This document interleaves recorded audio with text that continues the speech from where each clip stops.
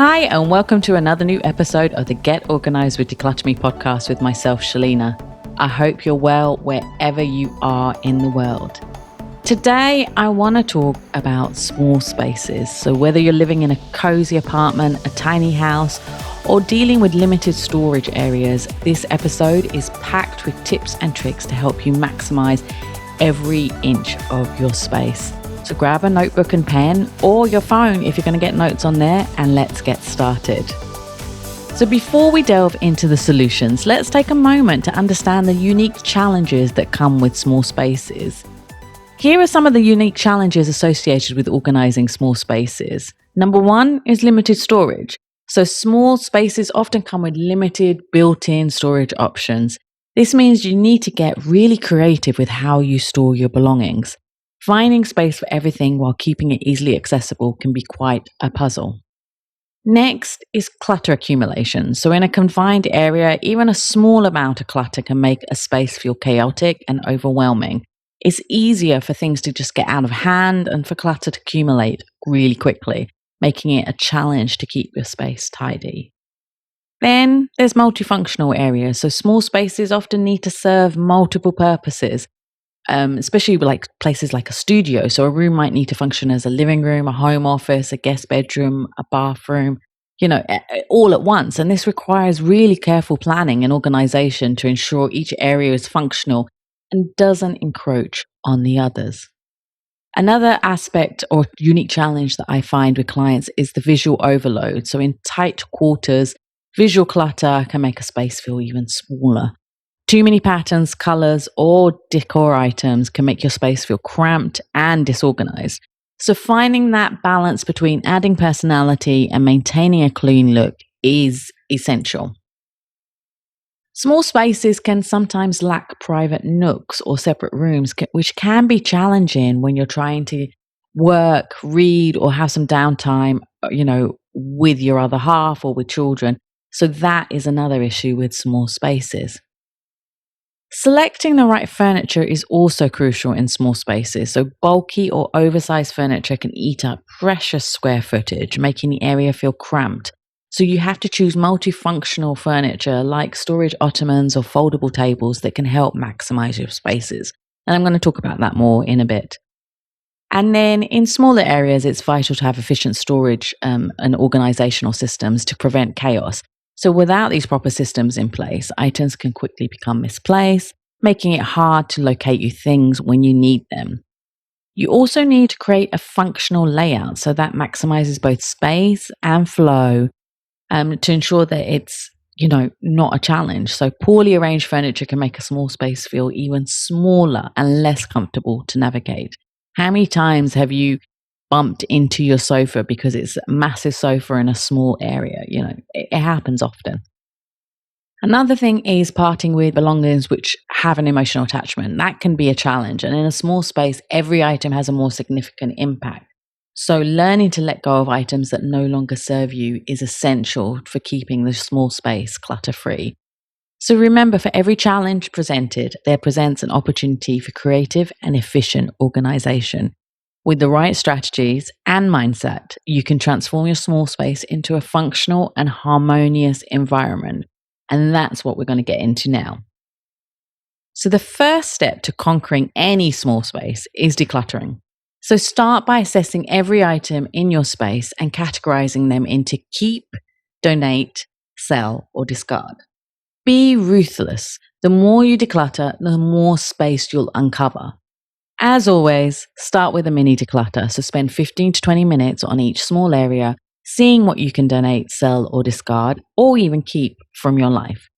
That will make it then easier to organize your space. So do one shelf, do one cupboard, do your coffee table. Don't do too much because it will get overwhelming, but do a mini declutter and that will help you to start clearing up space. Next, we want to design functional zones. So now that you've decluttered, it's time to organize your small space in a way that maximizes its potential.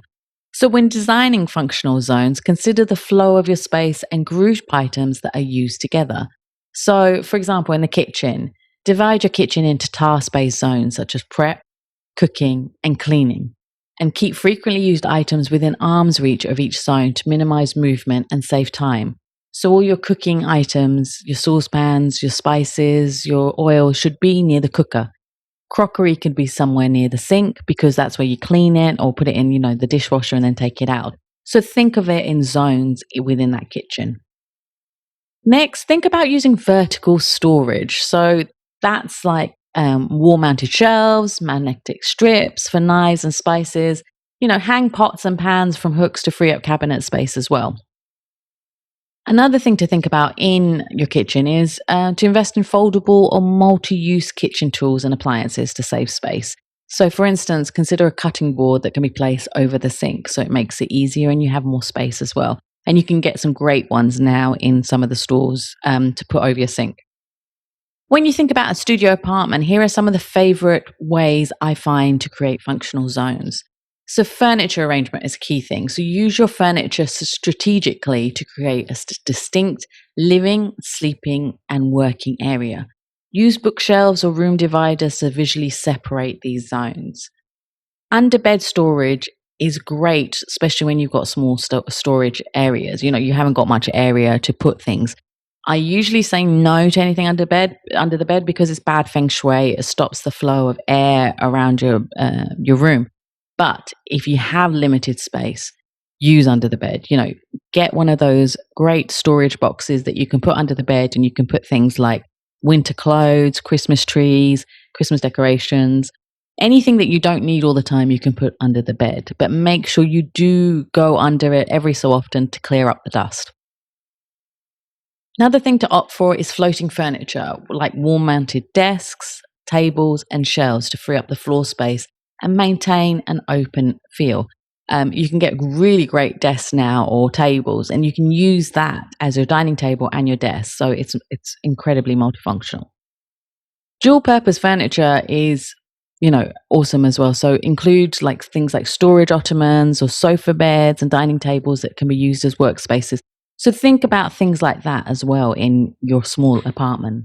So next I want to talk about smart storage solutions. So storage is a key in small spaces, and I'll introduce you to a variety of smart storage solutions that will revolutionize the way you think about storing your belongings. So I talked about vertical shelving in the kitchen, but also use vertical shelving for like shelves, cabinets, wall-mounted storage units in your living room, in your bedroom. That will utilize otherwise unused space and keep your floor clean. And you can get a lot of these cupboards now that you can put higher up. You don't have to have them on the floor. So that's great because it leaves the floor free from furniture, and you can have less dust as well mounting up. Next, let's talk about wall-mounted hooks. So install hooks on walls and doors to hang items like your bags, your hats, your keys. This keeps things off the surface and also prevents clutter as well. Another thing I like talking about, and I've talked about it already, is the ottomans. So storage ottomans are so multifunctional, so useful. They're perfect for living rooms and for your bedroom as well. You can put your clothes in it. You can put your shoes, blankets, remotes, books, anything that you want to use, and then use the top as a seating. So it's so useful and so versatile. So get one of those, and they're great for putting your legs up as well when you're tired. Pegboards. I don't know if you've thought about pegboards before to utilize in your house. They are not just for craft rooms. You can use them for so many in so many ways in the house. I've seen them being used in the bathrooms, which has just been incredibly clever. They can also be used in your office, in your bedroom to hang like your makeup or your hair stuff. And even decorative items. So, tools as well. I've seen it in garages and storerooms. So find pegboard that suits you. There's a great one in IKEA with different accessories that you can put onto the pegboard as well. It is so clever and so useful. So see what you have and what you want to put onto the pegboard, and then get the right accessories to put onto that pegboard. Another thing that's really useful if you've got limited space is over-the-door organizers. So they're great for storing shoes, your accessories, cleaning supplies, toiletries. So I've seen them in maids' rooms. I've seen them in bathrooms. They're really, really useful. And they're really cheap to buy as well. You can get them on Amazon. Nested furniture. So we've talked about foldable furniture, but let's talk about nested furniture. So That's things like tables, chairs that can be stacked and pulled out when you need them and pushed together when not in use to save you space. You can also find these dining tables I've seen where they're quite compact, and then you can put the chairs in such a way that it doesn't take up space and it goes under the table. It's really clever. So you find furniture like this that is clever and can take up less space. Another thing to think about is corner shelves. So install corner shelves to make use of otherwise wasted corner space. These are perfect for displaying decor items, small items, or books. And a lot of people have books, so that's a great way to store them. If you have a garage or storage area and you're not utilizing the space fully, think about ceiling storage. So they're a big thing in America. They're coming here as well, and in the UK. I've seen more and more of that being used in places, and they're great for keeping things like sports equipment, seasonal items like Christmas stuff.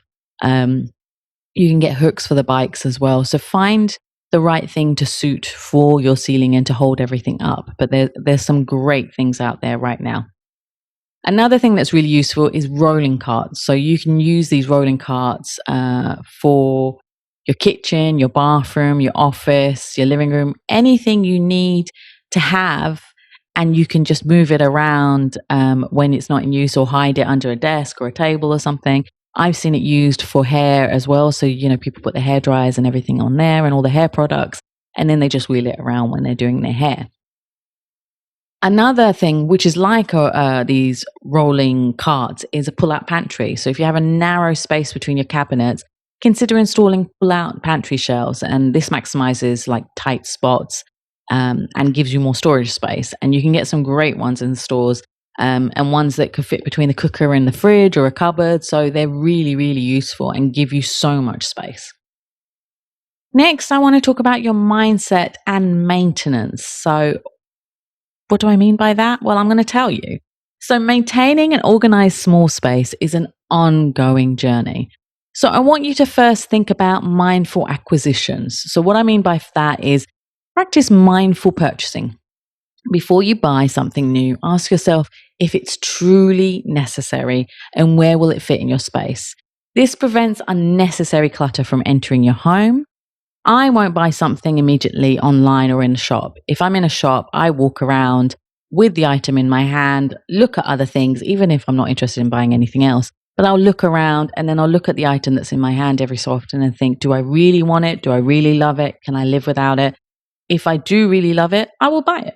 But if I can live without it, or I can go to another shop and come back later if I really do want it, then I will do that. And with online shopping, what I do is put it in the basket and then I'll wait a few days. And if it's still in the basket and it's still available and I still love it because I will relook again, I will buy it. If it's not in the basket anymore, it wasn't meant to be.